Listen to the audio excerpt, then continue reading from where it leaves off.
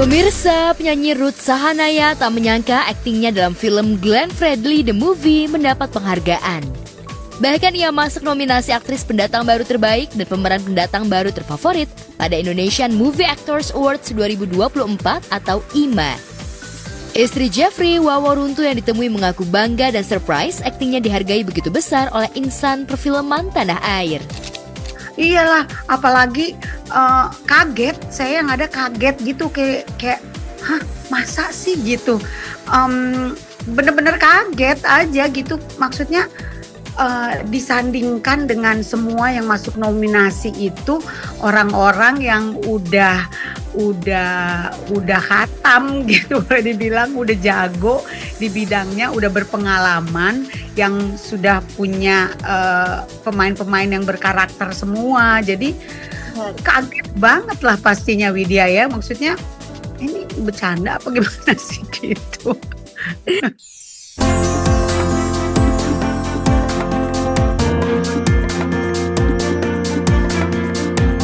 Ruth Sahanaya mengaku bahagia masuk dalam nominasi, namun demikian ia masih belum berani berharap lebih dan memilih pasrah jika pemirsa memilihnya untuk menjadi the one dalam kategori ini. Ia mengaku akan sangat bersyukur.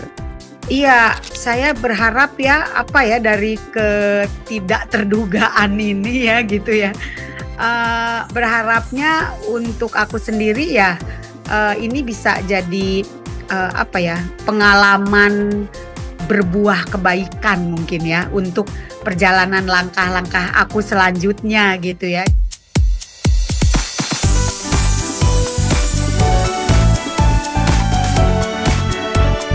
Sementara itu nama Vino G. Bastian masuk dalam jajaran juri IMA 2024. Vino mengakui ini merupakan pengalaman pertamanya memberikan penilaian serta menyeleksi sineas tanah air. Vino yang ditemui mengungkapkan pengalamannya memilih yang terbaik hingga masuk nominasi IMA 2024.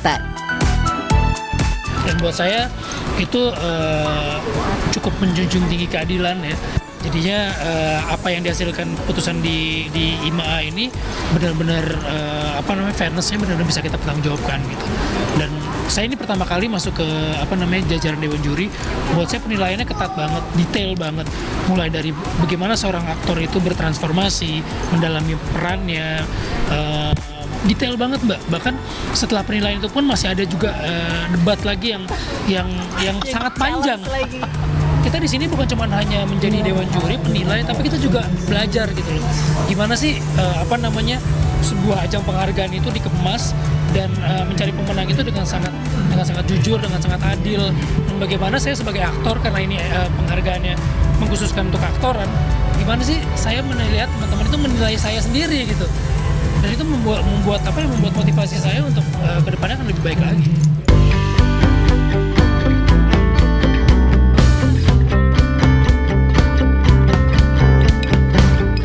Sebelum duduk di kursi juri IMA 2024 sebagai aktor, nama Vino G. Bastian cukup mentereng. Ia bahkan menjadi langganan masuk nominasi Indonesian Movie Actors Awards. IMA 2024 ini, ia juga masuk dalam beberapa kategori pemeran pria utama terbaik dan pemeran utama terfavorit dalam film Gampang Cuan. Vino G. Bastian juga masuk dalam kategori pemeran pasangan terbaik dan pemeran pasangan terfavorit bersama dengan Anya Geraldine dalam film Gampang Cuan. Ya, film itu kan sebuah tim gitu, ada sutradara, ada produser, ada penulis, ada lawan main gitu, ada aktor perempuan, ada aktor laki-laki. Jadi semuanya penilaian di sini buat saya bilang gitu, saya pernah menang di IMA ini, bersyukur banget. Tapi begitu saya tahu penjuriannya sedetail dan seketat ini, saya lebih bersyukur lagi sih.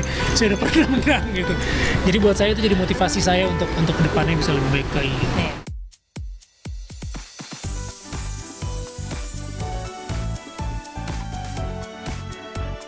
Sebagai putra bungsu dari Bastian Tito dan Haja Herna Debi, ia memilih darah seniman dari sang ayah yang merupakan penulis cerita silat terkenal Wiro Sableng. Walau sempat dilarang oleh ayahnya, namun bakat Vino muncul melalui aksi sebagai penabuh drum sekolah hingga mendapat tawaran menjadi model majalah. Sejak itu, Vino makin sering menerima tawaran iklan dan model.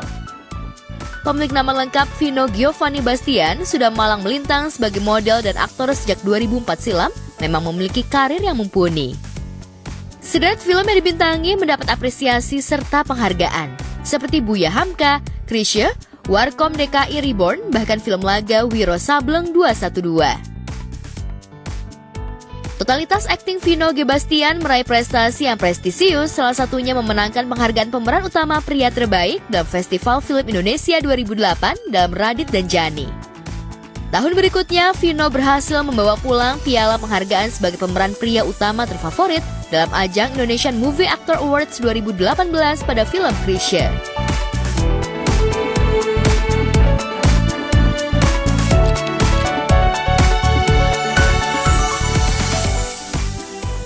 Amanda Manopo akhirnya ketularan tren boneka Labubu seperti para artis kebanyakan. Hanya saja, Labubu yang digantung di tas branded pemeran Yasmin dalam sinetron Cinta Yasmin itu benar-benar sayuran labu siam. Bukan hanya itu, melainkan 4 labu yang digantung menghiasi tas mungil kesayangan Amanda itu. Rupanya Amanda terinfeksi tren parodi boneka bergigi tajam dan telinga panjang itu. Unggahan aksi nyeleneh Amanda Manopo menggunakan gantungan sayur labu, bukan boneka Labubu, jadi perbincangan hangat di laman media sosial. Labubu, labu-labu, labubu, la la la la la la.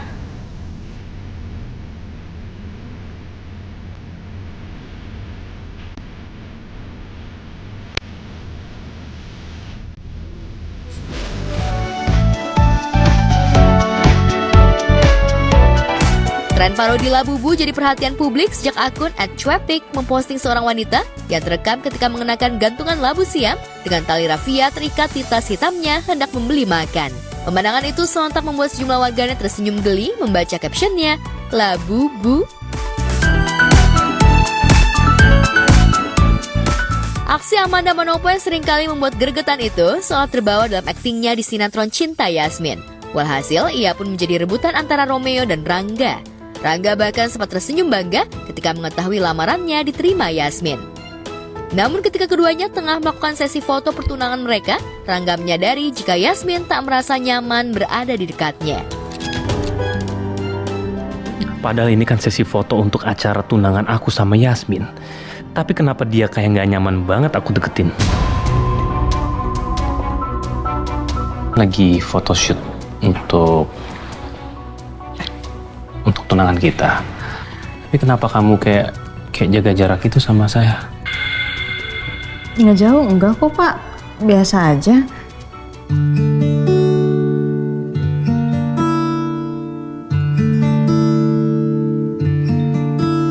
Hati Yasmin rupanya sudah tersangkut pada hati Romeo. Ia bahkan menaruh harap jika suatu saat keduanya akan segera dipertemukan. Keduanya bahkan diam-diam lepas rindu. Ya gimana ya sayang ya? Mau mundur juga nggak bisa. Masalahnya udah nggak ada cara lain lagi sih. Cuma ini satu-satunya cara. Penting aku minta sama kamu, kasih aku kesempatan untuk ngelakuin ini dan aku pengen ngebuktiin. Dan aku akan cari tahu semuanya. Perasaan aku langsung gak enak gitu, kamu pasti mau aneh-aneh kan? Masa kamu gak percaya sama aku? Tahu aku gak kasih tahu aku. Enggak. Jangan dulu, ntar aja. Kasih tahu. Geli. Sayang. Kasih tahu. Kamu kok jalan banget sih? Gigi. Makanya jangan jahil. Iya enggak, udah enggak. Kasih tahu. Smackdown nih, smackdown.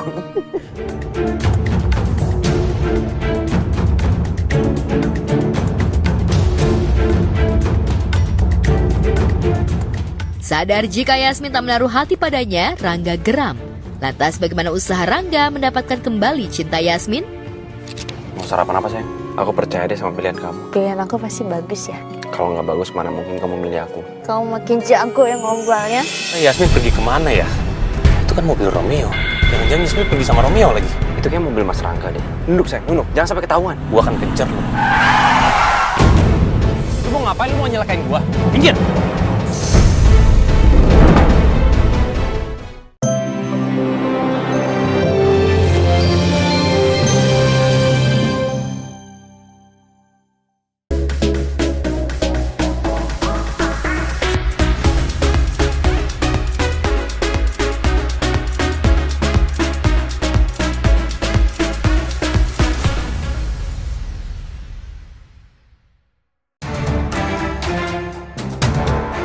Aktor sekaligus YouTuber Baim Wong beberapa waktu lalu tiba-tiba memberikan pengakuan mengejutkan ihwal dugaan perselingkuhan istrinya Paula Verhoeven.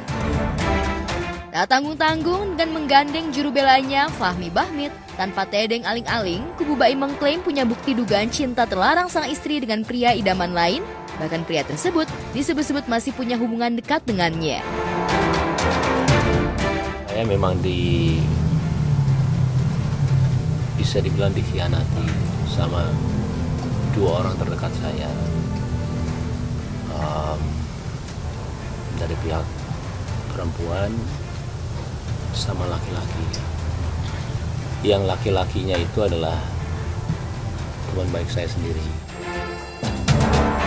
Pengakuan tanpa ada bukti langsung dibeberkan ini pun sontak menjadi pro kontra. Ada yang percaya pada cerita Baim, ada pula yang menyangsingkan. Apa yang dikatakan Baim itu berjalan sudah hampir setahun yang lalu. Jadi tepatnya November 2023 itu awal dan sudah dikembalikan, disampaikan, dibicarakan dan sebagainya. Materinya tidak perlu saya sampaikan, yang penting bahwa di sini ada problem yang luar biasa sehingga seorang suami ngambil sikap mengajukan permohonan cerai tarak di pengadilan agama. Pas kejadian itu hari pertama saya itu sudah memaafkan, tapi pakai caranya saya lah ya. Dan saya nggak nyangkanya ketika saya mengetahui ada telepon laki-laki itu diganti sama pihak wanita dengan nama laki-laki. Ya kalian semua juga laki-laki ya. Ketika ada di posisi itu berat sekali untuk memaafkan. Sementara di tengah hujaman tuduhan serius itu, malah tampil lebih melankolia, hanya membalas dengan memposting kalimat bijak dan syarat tausiah dari guru kajiannya Ustadz Hanan Attaqi. Keberanian Baim membongkar tabir rahasia dinginnya Bahtera dengan Paula yang nyaris berlangsung selama setahun ini seolah menyiratkan sikap kukuhnya untuk segera berpisah. Apalagi tuduhan ini jelas menunjukkan aib istrinya yang belakangan tengah berusaha hijrah. Lantas benarkah Baim sudah tak kuat memendamnya sehingga harus membongkar aib ibu dari dua putranya? Saya tidak akan sering untuk ngobrol gini sama kalian ke depan ya. Maaf. Saya sengaja sekarang begini supaya clear aja. Saya juga saatnya kali ya, bukan membersihkan nama saya, kayak sampai sekarang saya nggak tahu ini keputusan yang benar atau enggak. Karena kan saya harus bilang kalau memang ada ketidakjujuran itu. Cuman saya minta maaf sama wartawan. Saya juga tahu pekerjaan kalian. Bukan saya nggak mau diwawancara. Saya kasihan sama anak saya. Saya cuma mikirin anak saya doang. Saya nggak mau mereka itu tahu masalah ini. Cuma tambah kesini itu semua ketidakjujuran itu ada. Jika Baim lebih terbuka saat menghadapi situasi pelik perceraian dengan mantan istrinya Paula Verhoeven, Gading Martin justru lebih berusaha tenang dan menutup rapat ihwal gejolak yang dialaminya saat masih dengan Gisel.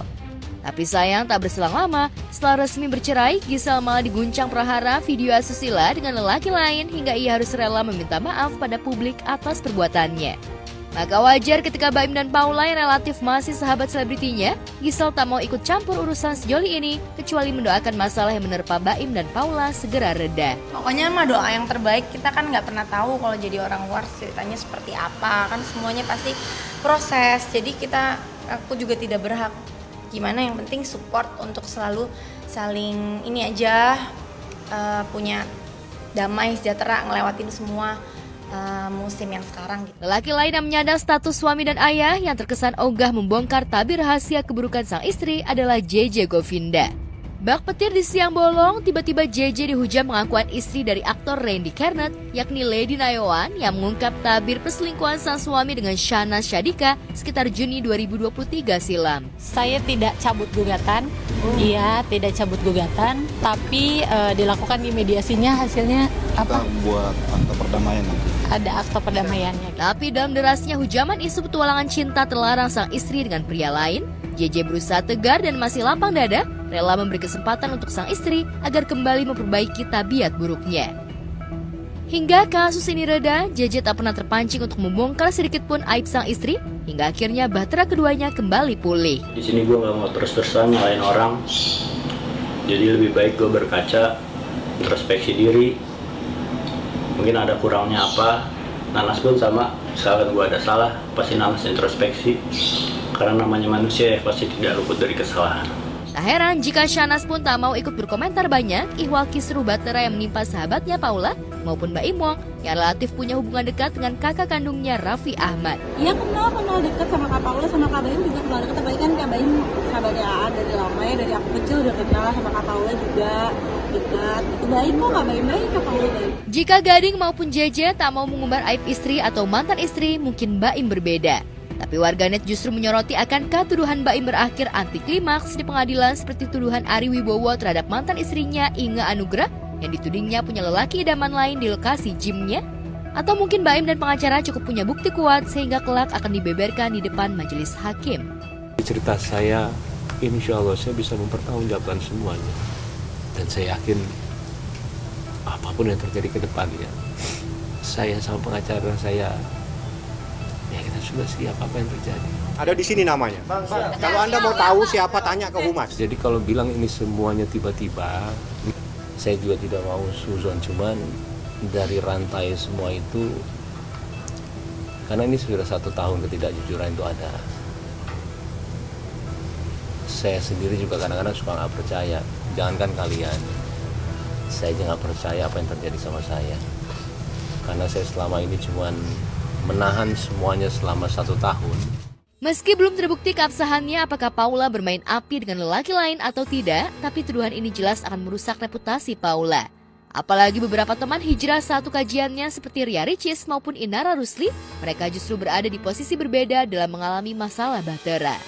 Ricis disebut-sebut merasa mendapat kurang perhatian karena suaminya dulu lebih asik dengan lingkaran pergaulannya. Sementara Inara Rusli jelas-jelas telah diselingkuhi sang suami selama beberapa kali sehingga ia harus mengambil keputusan cerai. Sebenarnya lagi masih pembahasan sih sama dedinya anak-anak, karena rumah yang sekarang aku tempatin ini rencananya nanti mau kita jual, kemudian dedinya mau beliin buat anak-anak. Nanti aku cari lagi, kalau aku punya nanti cari lagi sendiri gitu. Yang penting anak-anak sudah punya tempat mereka sendiri, anak-anak sudah punya aset mereka sendiri. Dengan begitu masa depan mereka ya harapannya bisa lebih aman lah. Saya yakin sih setiap rumah tangga tuh pasti ada masalah ya kan, masalah makanya tadi mungkin KDRT, finansial, abusive secara verbal apa segala macam. Jadi sebenarnya pintar-pintar kita menanggapi itu. Ini sangat menyakitkan, tapi ini harus dilalui, harus dilakukan karena ini tidak boleh menimbulkan penderitaan terus-menerus terhadap Muhammad Ibrahim alias Mbak Imong.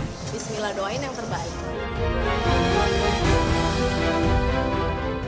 Jika Paula tidak bisa menepis atau membalikan tuduhan, bisa jadi ujian saat hijrah ini akan terasa berat. Ia akan dicap istri atau wanita tak setia. Tapi jika Paula merasa semua tuduhan sang suami hanya luapan kekecewaan atau pelarian atas kegagalan Mbak Im mempertahankan bahtera, reputasi Paula pun akan berangsur baik.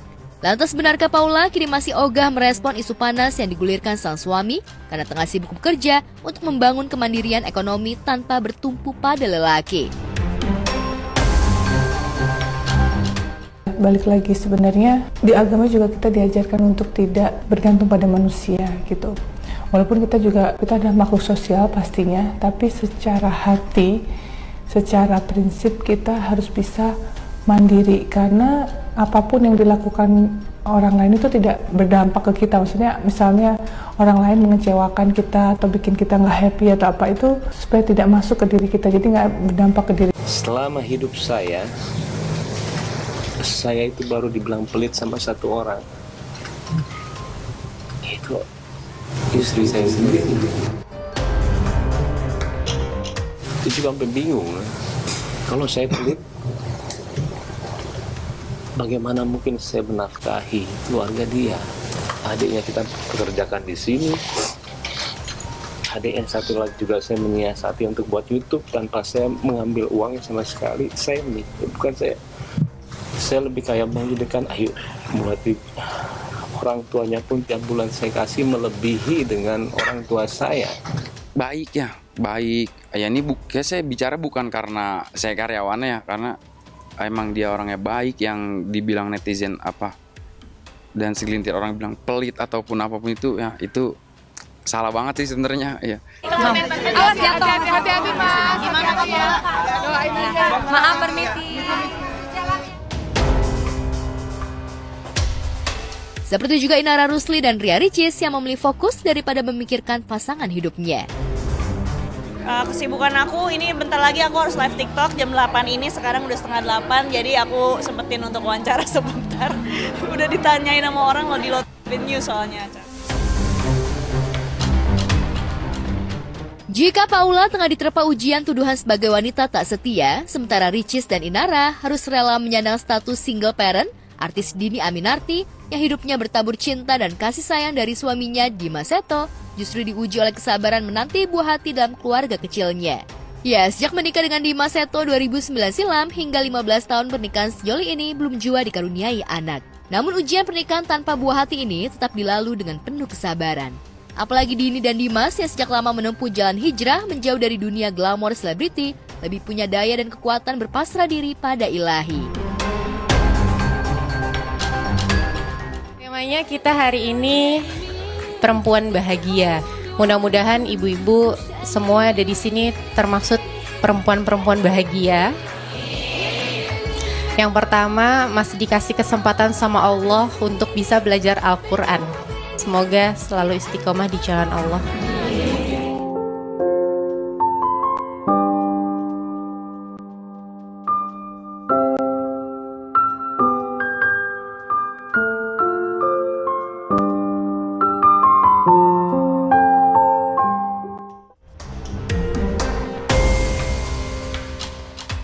Meski semua memasrahkan pada takdir ilahi, namun tak lantas membuat Dimas dan Dhini Aminarti berdiam diri. Kabarnya sejoli ini tetap mematok program kehamilan. Lantas benarkah Dhini tengah menempuh jalan bayi tabung seperti yang dijalani sahabatnya Zaskia Sungkar? Benarkah keduanya sempat berkonsultasi dengan Zaskia maupun Irwansyah? Aku dari dulu memang selalu bilang sama Mas Dimas, pengen deh bawa anak Palestina ke sini gitu kan. Tapi memang itu kan bukan hal yang mudah gitu kan. Syaratnya Kak Dhini nggak bisa menyanggupi. Iya, karena kita pernah ketemu sama anak Palestina. Mau tahu syaratnya nggak? Jadi kalau misalnya kita mau bawa anak Palestina, kita harus bawa ibunya. Bawa ibunya, which is berarti harus dinikahi. Jadi aku bilang, aduh nggak jadi deh aku.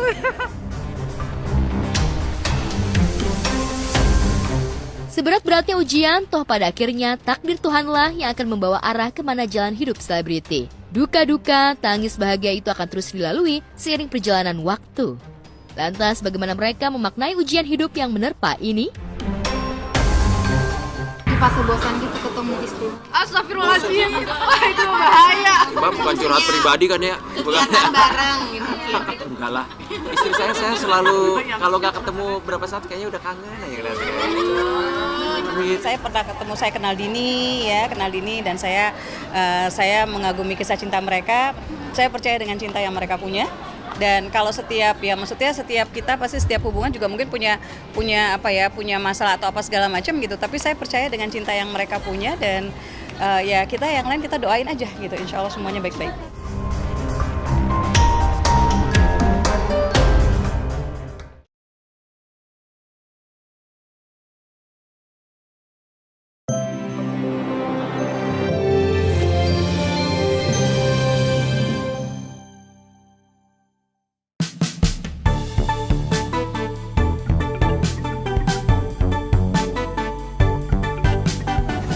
Tak terasa, anak pertama aktor Iko Uwais dan penyanyi Audy Item, Atreya Shahla Putri, genap berusia 11 tahun pada 11 Oktober lalu. Audy dan Iko memberikan surprise party kepada kakak Atreya tepat tengah malam saat pergantian tanggal. Atreya yang tengah berada di depan televisi nampak terkejut melihat ibundanya membawakan kue ultah dari belakang. Kecupan sayang pun diberikan Iko Uwais kepada si sulung yang tengah beranjak remaja itu.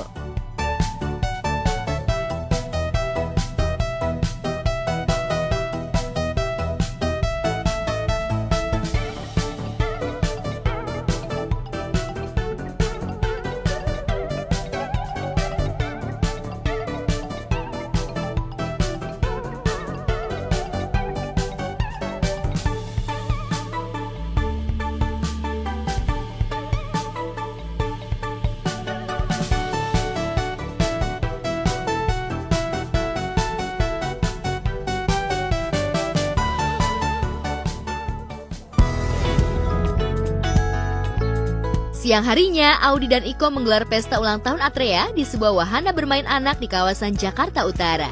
Sayangnya, Iko tidak bisa hadir karena sibuk syuting. Atrea kembali meniup lilin ulta, kali ini di depan mama, adik, dan segenap teman-temannya.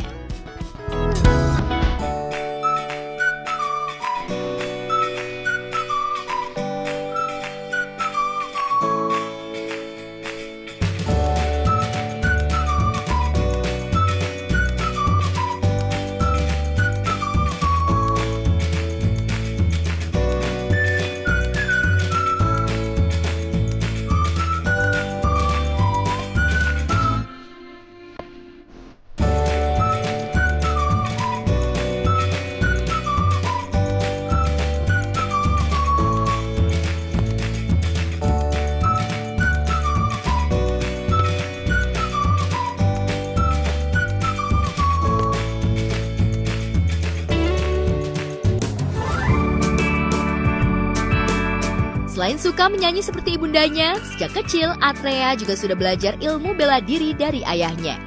Sementara adiknya Aneska yang baru berusia 6 tahun lebih suka main drum. Sepertinya Aneska ingin menjadi drummer perempuan Indonesia.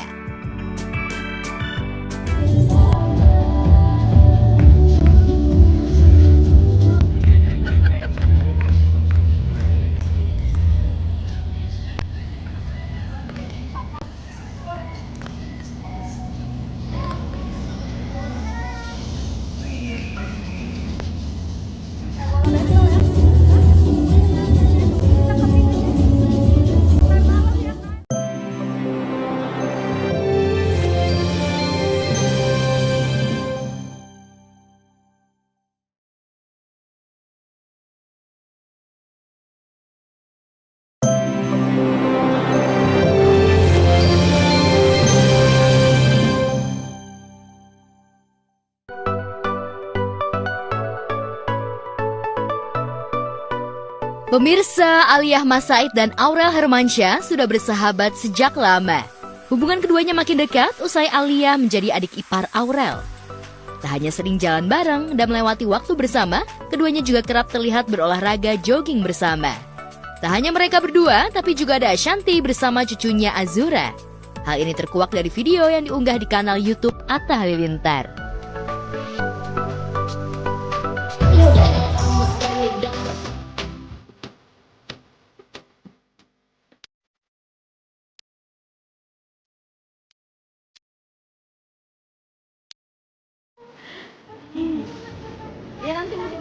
Di lagu pertama kita pemanasan rambut dulu ya. Pemanasan rambutnya. Nanti kaget langsung megang. Sampai diketin rambutnya itu. Jelas banget. Ada kayak opini sih.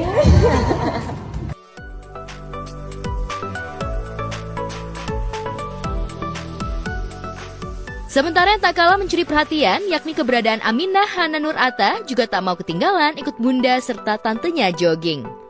Aminah mengikuti gerakan seperti arahan instruktur.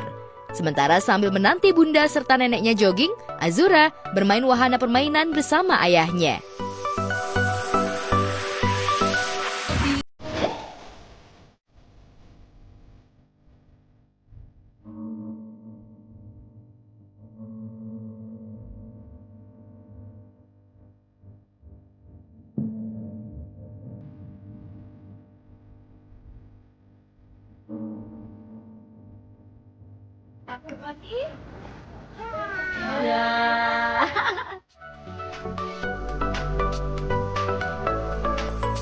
Ya, hampir genap 1 tahun Azura memperlihatkan perkembangan menggembirakan.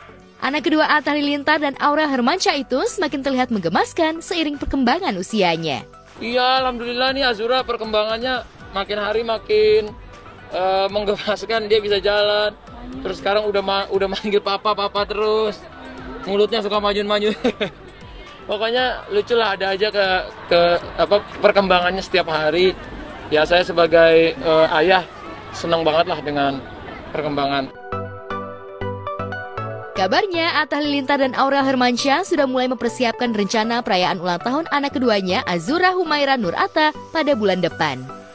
Meski belum dibocorkan terkait konsepnya, sepertinya perayaan ultah Azura ke-1 akan digelar secara spesial. Azura bulan depan 1 tahun. Kita masih belum tahu nih acaranya gimana. Lebih ke ibunya sih, kalau aku tadinya maunya biasa-biasa aja kayak di rumah, panggil keluarga. Tapi kadang-kadang kan Azura punya teman-temannya, punya sahabat-sahabatnya, jadi pengen datang. Jadi nanti ya asal bisa nyenengin banyak orang, mungkin banyak teman-temannya, mungkin ada acaranya.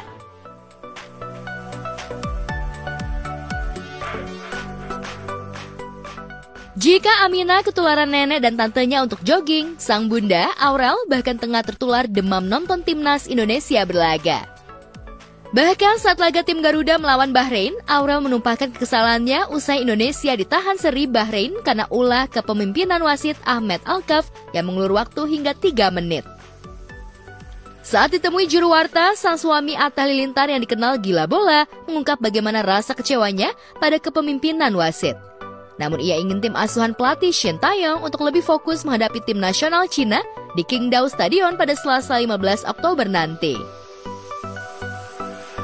Saya pribadi juga, saya aja yang nggak jarang-jarang nangis gitu ya. Waktu kemarin tuh berkaca-kaca gitu, ya Allah sakitnya gitu ya. Karena ketika kita berharap merah putih tiba-tiba kemungkinan bisa masuk Piala Dunia, kita dikecewakan sama wasit. Ya kalau saya sih tetap pengen ada kita komplain lah ke sana karena pengen ini yang terbaik. Tapi untuk timnas kita tetap harus fokus.